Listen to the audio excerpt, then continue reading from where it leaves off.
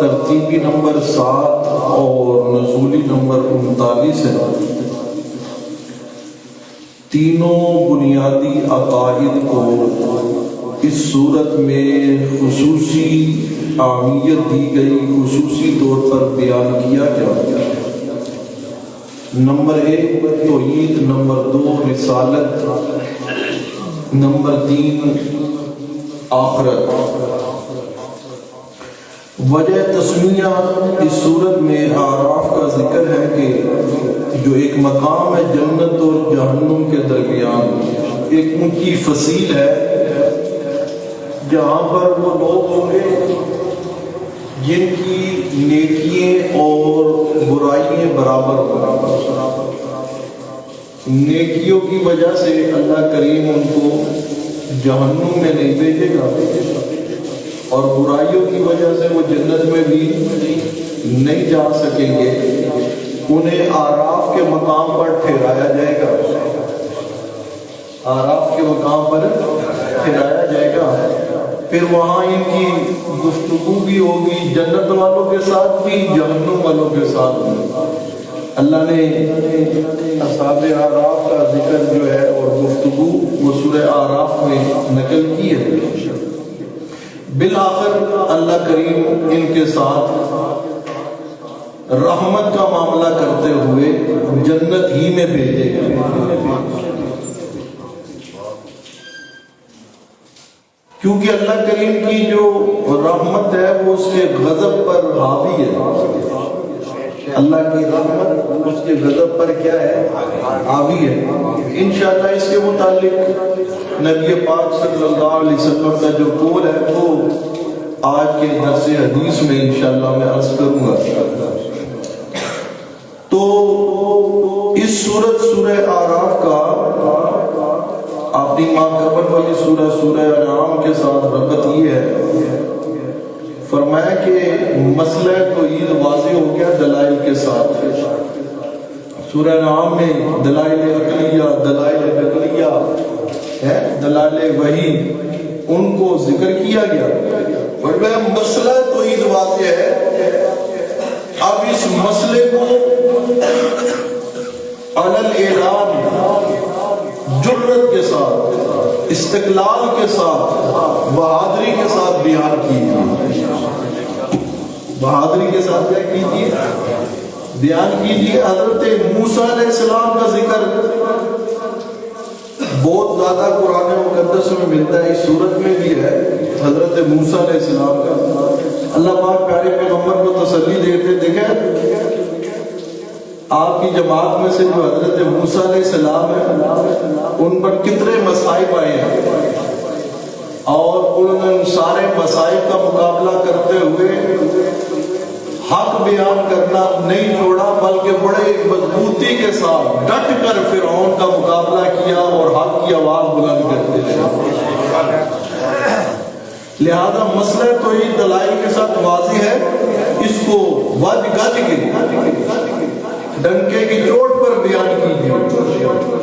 اس سورت کے 3 دعوے ہیں۔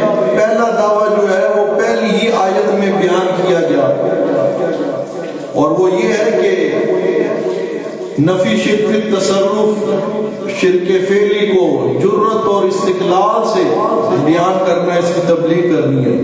فرمایا کتاب انزل الیک فلا یکن فی صدرک حرج منہ لتنذر بہ وذکری للمؤمنین۔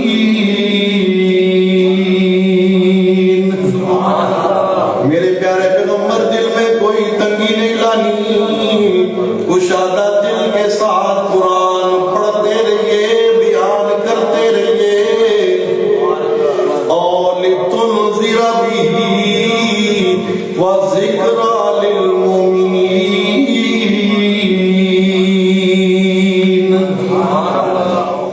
اور دوسرا دعویٰ اس سورت کا، فرمایا جو احکام اللہ تعالیٰ نے نازل فرمائے ہیں ان کی پیروی کرو۔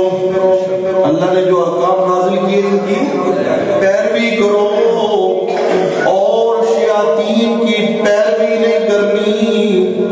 شیاطین کی پیروی کرتے ہوئے اپنی طرف سے تحریمات اختراع نہیں کرنی۔ اللہ نے جس کو حرام کہہ دیا وہ حرام ہے، جس کو حلال کہہ دیا وہ حلال ہے۔ شیطان کے کہنے میں آ کر اپنی طرف سے حلت اور حرمت کے فتوے نہیں دینے۔ بات سمجھ آ رہی ہے؟ ہاں۔ اور اس چیز کو سورہ اعراف کی آیت نمبر 2 میں بیان کیا، فرمایا اتبعوا، سبحان اللہ، اتبعوا ما انزل الیکم من ربکم۔ میں کل کے درس میں کہہ رہا تھا نا، اللہ پاک بار بار پیارے پیغمبر کو فرماتے ہیں کہ جو میں آپ پر وحی کر رہا ہوں اس کی اتباع کرے۔ اس کی کیا کرے؟ یہ سورہ اعراف ہے اور اس کی دوسری آیت ہے، اور یہی حکم آ رہا ہے، فرمایا اتبعوا، میرے پیارے پیغمبر اتباع کیجئے، ما انزل الیکم من ربکم، جو آپ پر آپ کے رب کی طرف سے نازل ہو رہا ہے اس کی اتباع کیجئے۔ وَلَا تَتَّبِعُوا مِن دُونِهِ أَوْلِيَاءَ،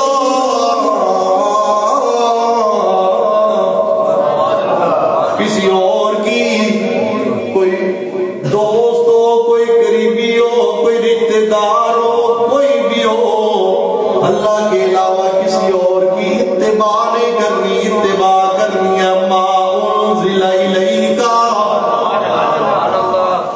اتباع کرنی ہے ما انزل الیکم من ربکم.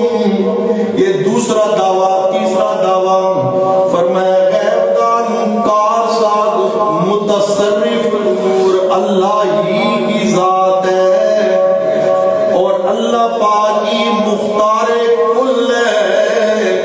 اللہ نے اپنا اختیار کسی کے حوالے نہیں کیا. اللہ نے اپنا اختیار کسی کے حوالے نہیں کیا. بات سمجھ آ رہی کہ نہیں؟ یہ کہتے جی وہ جی اللہ نے ان کو اختیارات دیا. اللہ نے اپنے پیاروں کو کیا دے دیے ہیں؟ اختیارات دے دیے. اسی سورہ آراف میں اللہ کریم اسی بات کو بیان کر رہی ہیں. آیت کا نمبر 54 ہے. اللہ پاک فرما رہی ہے اللہ الخلق والامر. سبحان اللہ. دیکھیں نا قرآن کتنا آسان ہے اور ہر باطل عقیدے کی جڑ کاٹتا ہے اللہ کا قرآن. فرمایا اللہ لہ الخلق والامر تبارک اللہ رب العالمین.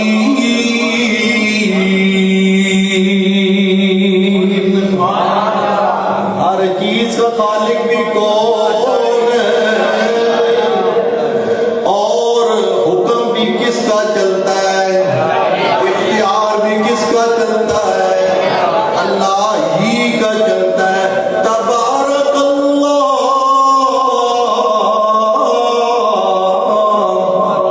برکت والی ذات بھی کون سی ذات ہے؟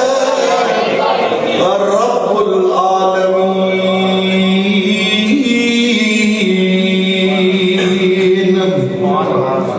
آج ہی توجہ کیجئے گا. ان تینوں دعووں کو ثابت کرنے کے لیے آگے اللہ پاک قصہ بیان کر رہے ہیں حضرت نوح علیہ السلام کا. کن کا؟ فرمایا لقد ارسلنا نوحا الى قومه فقال یا قوم اعبدوا اللہ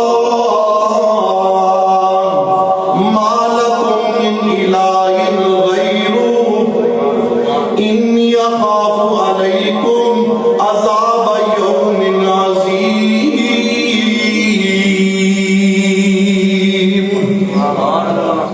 فرمایا کہ حضرت نوح علیہ السلام لقد ارسلنا نوحا, البتہ تاکہ ہم نے رسول بنا کے بھیجا کس کو؟ حضرت نوح علیہ السلام کو الہ قومی, ان کی قوم کی طرف. اور انہوں نے آگے کیا کہا؟ فقال یا قوم اعبدوا اللہ. اے لوگو مختار کل کون ہے؟ غیب دان کون ہے؟ متصرف الامور کون ہے؟ رمضان کی مبارک ساعتی ہے, روزے رکھے ہوئے ہیں, اللہ کی رحمتیں ہو رہی ہیں. سبحان اللہ. اللہ کے قرآن, اللہ کی توحید کی صدا لگائیے بلند آواز میں. حضرت نوح علیہ السلام یہی عقیدہ سکھا رہی ہے. اوے لوگوں سارے کا سارا امر اور اختیار کس کا چلتا ہے؟ اللہ ہی کا چلتا ہے. ما لکم من الہ غیرہ, اللہ کے علاوہ کوئی اور الہ نہیں ہے, کسی اور کا اختیار چلتا نہیں ہے. فرمایا انی اخاف علیکم عذاب یوم عظیم. میں یہ جو محنت کر رہا ہوں عقیدے والی, یہ جو مسئلہ توحید تمہیں سکھا رہا ہوں, بیان کر رہا ہوں, اس لیے کر رہا ہوں, میں ڈرتا ہوں کہ تمہیں کہیں آخرت روزے قیامت عذاب یوم عظیم نہ مل جائے. تمہیں عذاب سے بچانے کے لیے میں عقیدہ دے رہا ہوں. عبادت کرو کس کی؟ ہاں, پکار کرو کس کی؟ اللہ ہی کی کرو. فرمایا قال الملأ من قومه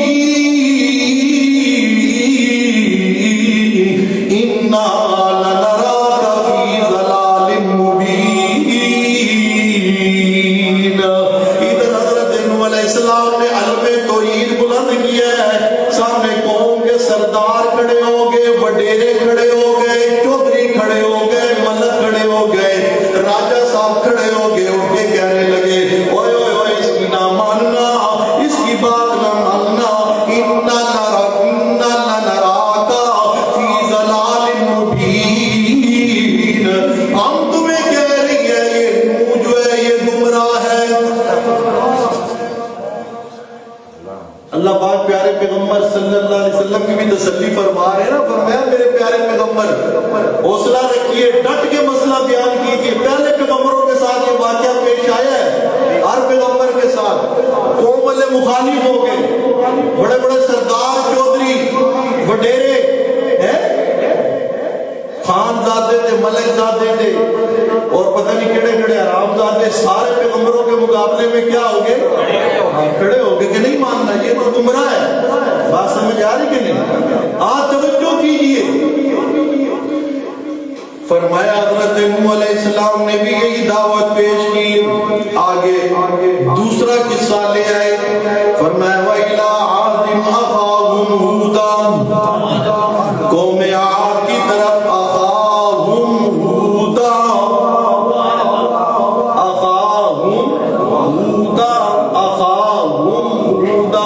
قوم عاد کی طرف ان کے بھائی، ان کے اخاہم کا ترجمہ کر رہا ہوں، اخاہم ان کے بھائی، حضرت ہود علیہ السلام کو اللہ نے بھیج دیا۔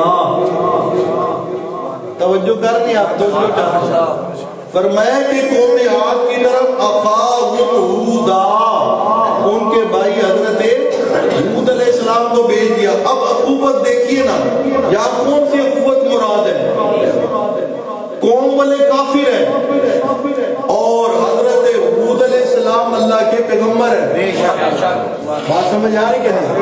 ایمانی اخوت تو یہاں قائم ہی کوئی نہیں ہے، ایمانی اخوت کوئی نہیں یہاں پہ، یہاں پھر کس اخوت کی بات ہو رہی ہے؟ قومی اخوت کی۔ بات سمجھ آ رہی کہ نہیں؟ جنسی اخوت کی، مذہبی اخوت یہاں مراد نہیں ہے، کیونکہ حضرت ہود ہے اللہ کے پیغمبر، قوم والے ہیں کافر۔ بات سمجھ آ رہی ہے کہ اللہ پاک نے جتنے پیغمبر بھیجے، جس قوم کی طرف بھیجے اسی قوم میں سے بھیجے، انہی کی جنس میں سے بھیجے۔ بات سمجھ آ رہی ہے؟ جو جنس قوم کی وہی جنس اس قوم کے پیغمبر کی۔ بات سمجھ آ رہی ہے؟ اخاہم ہودا، اخاہم ہودا۔ آج حضرت ہود علیہ السلام نے بھی آگے کیا کہا؟ قال یا قوم اعبدوا اللہ ما لکم من الہ غیرہ افلا تتقون۔ قال الملأ الذین کفروا من قومہ انا لنراک فی صفات وَإِنَّ لَنَظُنُّكَ مِنَ الْكَاذِبِينَ۔ جب حضرت ہود علیہ السلام نے قوم عاد کو پیغام سنایا نا تو ان کا پھر وہاں بھی سردار کھڑے ہو گئے۔ قرآن کہتا ہے قَالَ الْمَلَأُ الَّذِينَ كَفَرُوا، وہ کافر قوم کے بڑے سردار کھڑے پینچ کھڑے ہو گئے اور وہ کہنے لگے وہ نہیں یہ گستاخ ہے، یہ کیا ہے؟ یہ گستاخ ہے، یہ پہلے پیغمبروں کا منکر ہے، یہ منکرن جی، ایک گستاخن۔ آج بھی بڑے بڑے کھڑپین جو چودھری جو بیچارہ مولوی توحید بیان کرے کیا کہتے ہیں؟ کبھی کہتے ہیں یہ درود کا منکر ہے، کبھی کہتے ہیں یہ پیغمبر پیغمبر صلی اللہ علیہ وسلم کا گستاخ ہے، کہتے نہیں کہتے؟ اس طرح کے تانے ملتے، الزام لگتے کہ نہیں لگتے؟ یہ پیغمبروں کے ساتھ بھی یہی ہوتا رہا، اور کہنے لگے وَإِنَّا لَنَظُنُّكَ مِنَ الْكَاذِبِينَ، پیغمبر کو منہ پر کہنے لگے تو جھوٹا ہے، پیغمبر کو منہ پر کہنے لگے تو کیا ہے؟ جھوٹا ہے۔ اللہ کی توحید بیان کرنے کی وجہ سے دیکھیے پیغمبر کو منہ پر کہا جا رہا ہے تو جھوٹا ہے۔ آج یہ توجہ کیجئے، آگے اللہ پاک نے تیسرا واقعہ بیان کیا انہی تینوں دعووں کو ثابت کرنے کے لیے۔ فرمایا وَإِلَىٰ ثَمُودَ أَخَاهُمْ صَالِحًا، سمود اخاہم صالحا، ہم نے قوم سمود کی طرف ان کے بھائی صالح علیہ السلام کو بھیج دیا، ان کے بھائی صالح علیہ السلام کو بھیج دیا۔ انہوں نے بھی آ کر کیا کہا، قال یا قوم اعبدوا اللہ ما لکم من الہ غیرہ۔ بات سمجھ آ رہی ہے؟ اب دیکھ لیے یہاں سارے پیغمبروں کا انداز سے چلا آ رہا ہے۔ پہلی یا قوم اعبدوا اللہ، عبادت کرو کس کی؟ پکار کرو کس کی؟ اللہ کی۔ ما لکم من الہ غیرہ، ما لکم من الہ۔ تبلیغ کا حق تب ادا ہوگا دونوں پہلو ساتھ ساتھ چلیں گے۔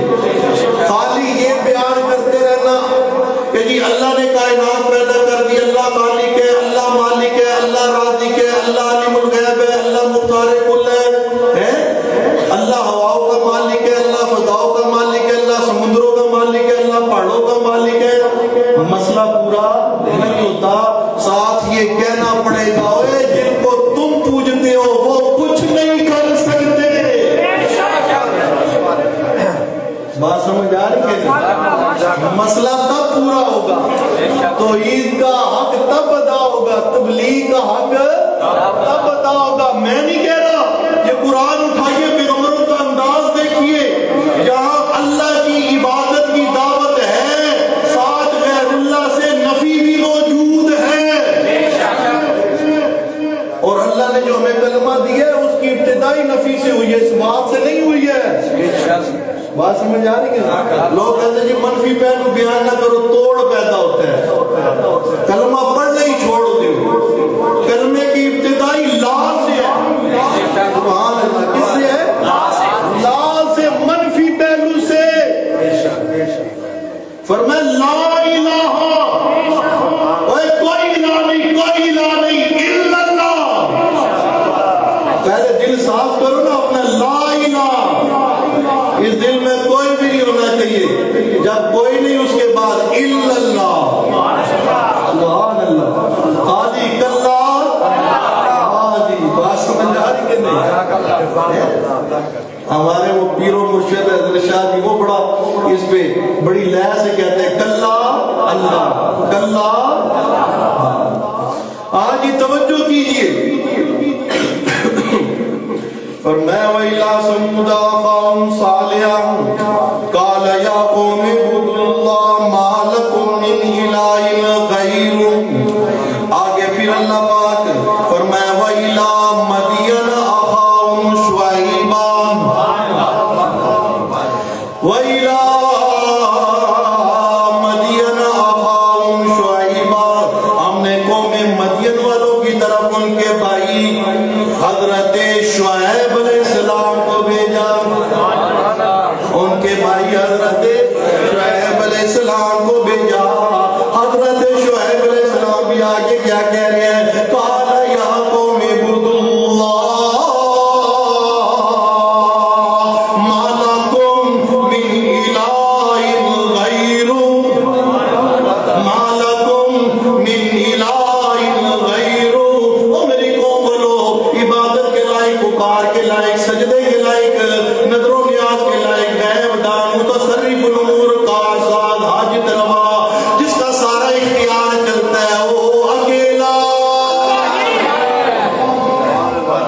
سبحان اللہ، یہ بنیادی دعوت ہے 1,24,000 پیغمبروں کی ہے، اور قرآن مجید کا اصل عنوان بھی یہی ہے۔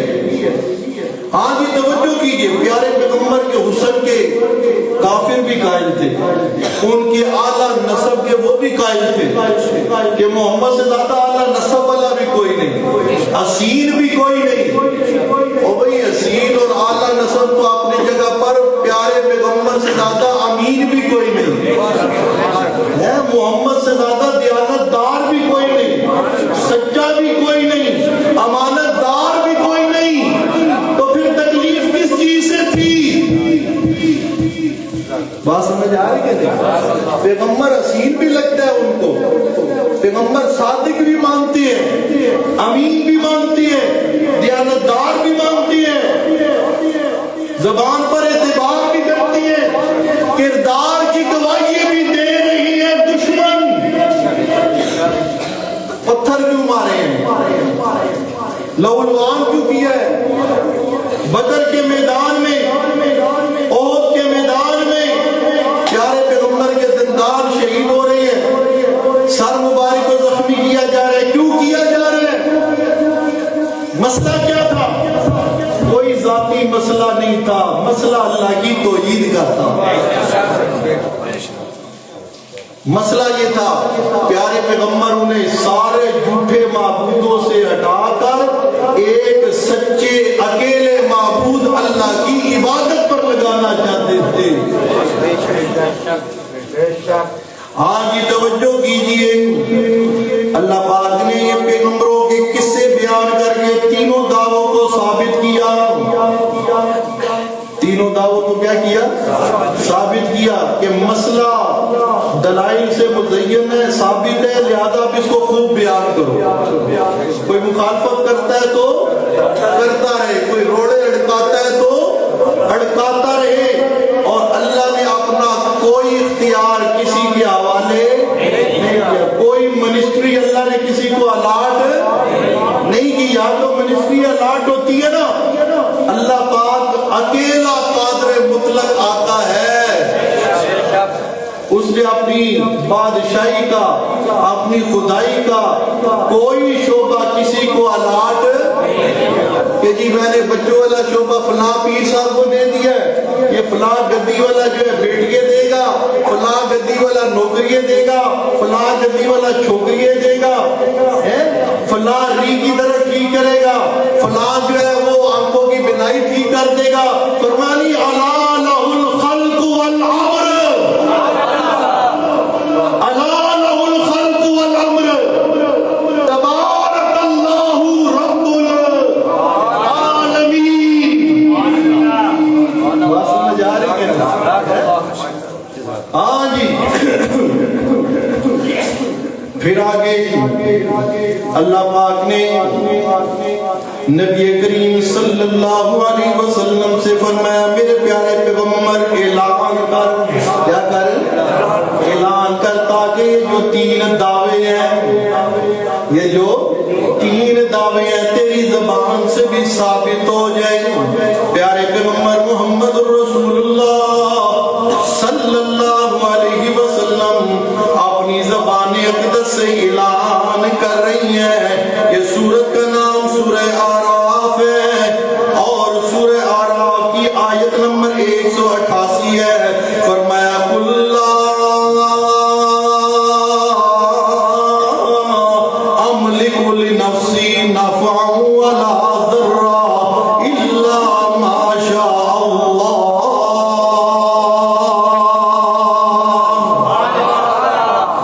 یہ میرے پیارے پیغمبر کا اعلان ہے، شاہد اس پر قرآن ہے، مومن کا اللہ کے قرآن پر ایمان ہے۔ اللہ کے قرآن پر کیا ہے؟ ایمان ہے۔ جنت ملے گی ایمان سے، جنت ملے گی اور ایمان بنے گا، بولیے ایمان بنے گا قرآن سے۔ اللہ فرماتے ہیں میرے پیارے پیغمبر اعلان کر، کیا اعلان کروں؟ فرمایا لا املک لنفسی نفعا ولا ضرا۔ اے لوگوں، میں محمد اپنی جان کے بھی نفع نقصان کا مالک نہیں۔ اس سے زیادہ اور واضح اعلان کیا ہو سکتا ہے؟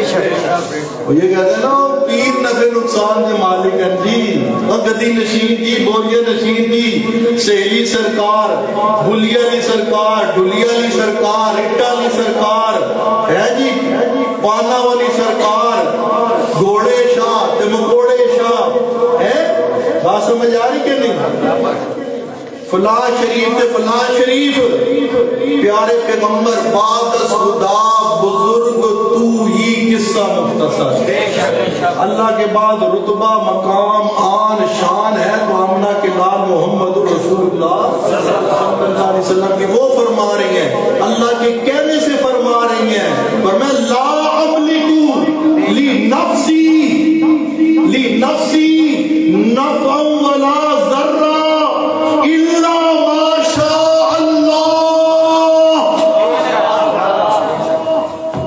میں اپنے ذاتی نفع نقصان کا بھی مالک نہیں ہوں الا ما شاء اللہ جو کیا کون کہے کس کے چاہنے سے بات بنتی ہے بولیے کس کے چاہنے سے بات بنتی ہے الا ما شاء اللہ اور فرمایا ولو کنت عالم الغیب اور سنو ولو کنت قصہ نہیں کہانی نہیں بزرگوں کی لکھی ہوئی کتاب نہیں گھروں میں جا کر آیت نمبر 188 سورہ اعراف کوئی سا بھی ترجمہ اٹھائے جس کا مرضی اٹھائے دیکھیے پیارا پیغمبر کیا کہہ رہا ہے فرمایا وَلَوْ كُنْتُ عَالَمُ الْغَيْبَ اگر میں محمد صلی اللہ علیہ صلی اللہ عالم الغیبہ اگر میں غیب دان ہوتا نا لَسْتَكْثَرْتُ مِنَ الْخَيْرِ وَمَا مَسَّنِيَ السُّوءُ میں ساری خیر بلائیں جمع کر لیتا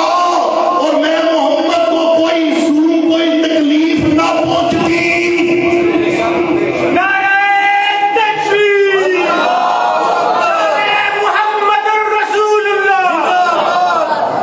فرمایا میں ساری بلائیں جمع کر لیتا ہوں مجھے کوئی تکلیف نہ پہنچتی نبی پاک نے فرمایا سارے پیغمبروں کو اللہ کی تبلیغ میں اللہ کی دعوت پہ اذیتیں دی گئیں مگر ابتلائیں اور مصیبتیں آئیں سب سے زیادہ محمد الرسول اللہ صلی اللہ علیہ وسلم پر مصیبتیں آئیں سارے پیغمبروں سے زیادہ مصیبتیں کس پر آئی آپ صلی اللہ علیہ وسلم پر آئی اللہ کے نبی فرما رہے ہیں میں اپنے نفع نقصان کا مالک نہیں کسی اور کے نفع نقصان کا مالک کیسے ہو سکتا ہوں اگر میں عالم الغیب ہوتا وَلَوْ كُنْتُ عَالَمُ الْغَيْبَ پتہ چلا عالم الغیب بھی کون ہے نفع نقصان کا مالک بھی کون ہے اللہ ہی ہے اللہ پاک نے تینوں دعووں کو اس اعلان کے ذریعے ثابت کر دیا وآخر دعوانا الحمدللہ رب العالمین